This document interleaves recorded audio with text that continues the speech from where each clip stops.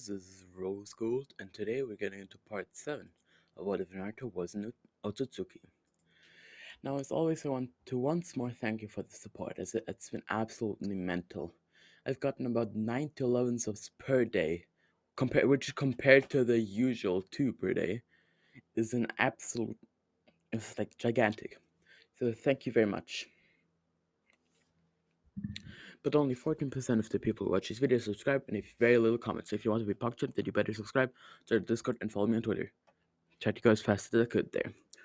But now, let's get straight into part 7. So, like always, we start off where part 6 ended. After Naruto spoke to Nagato, he went back to his village, running to Hinata and hugging her, giving her a big thank you for saving him, which caused her to quickly pass out again, but this time she was smiling, so Naruto just sat her down on some more comfortable ground until walking toward Kakashi, Sakura, and even Sai, pulling them all into a crushing hug as well, but most people looked like they were getting squished, because they were, until we let them go, but they all smiled. But when everyone saw Naruto, all the villagers ran toward him.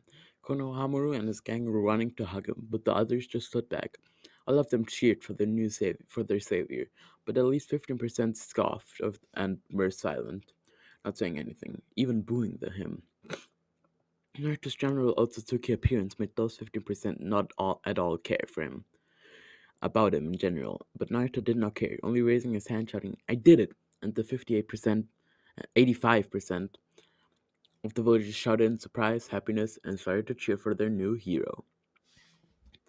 Now we get to the 5 Kage summon.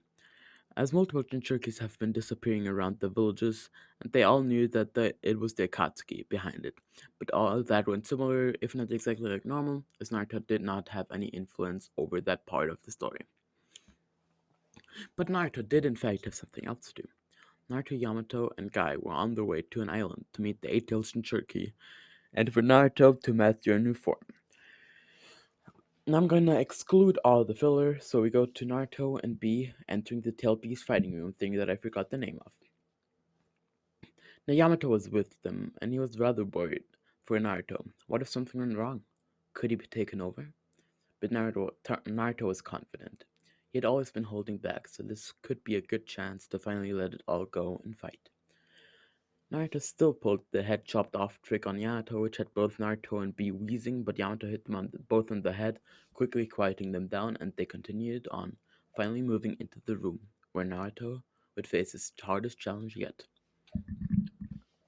Now this time Naruto won't even have the help of Kushina, his back then his mother in the original story, so it'll all be himself fighting his inner demons.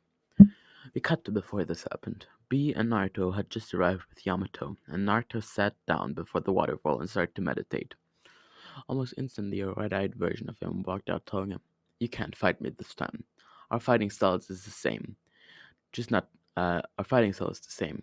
We are the same." But the original Naruto only replied with, "I know, but I'm not going to fight you.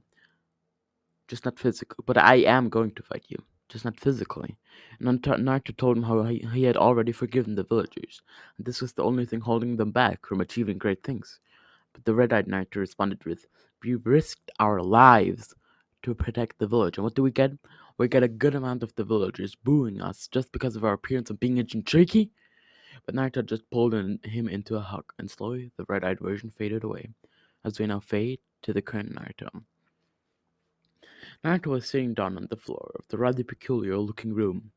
Right before Naruto started to meditate, he bumped fists with B, then moved on to the mindscape, where he was now faced by a giant cage and fox. The Ninetales was very affectionate toward young Naruto, as he was like the spitting image of the Sage of Six Paths when he was young, the only difference being his personality and his looks do differ a bit. But of course, the Ninetales did not show this affectionate side of him, growling at Naruto. Even if he was like the Sage of Six Paths, he still needed to prove that he was powerful enough to handle this portion of his power. So when Naruto entered, he was still his usual grumpy and angry self, but inside he was glad to once again see the spinning image of his master. As Naruto finally removed the seal, Kurama screamed loud enough to have the entire mindscape shake as the fight began.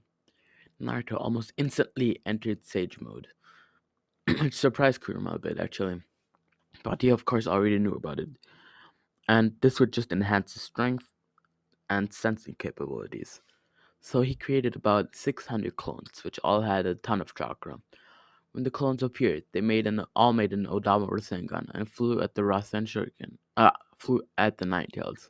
But two were helping Naruto create his most powerful jutsu. It was silent until Windstyle, Rasen Shuriken. The Rasen Shuriken flew toward Kurama, causing him to get flung back.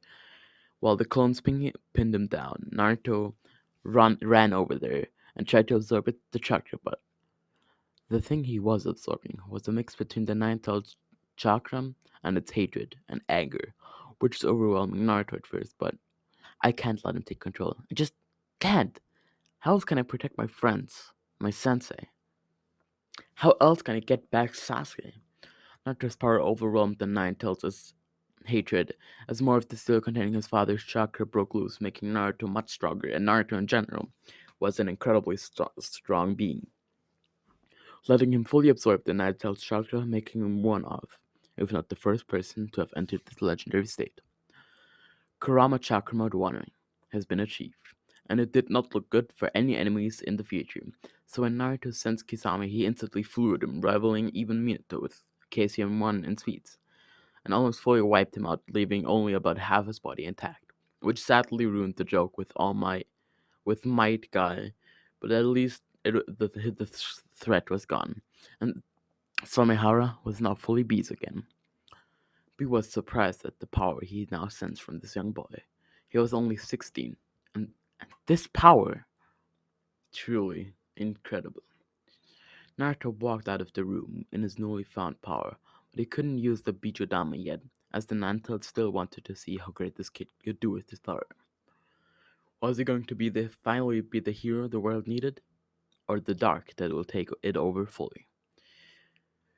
Now I'm going to end this part off right here. I hope you all enjoyed. This was Rose Gold, and I am out.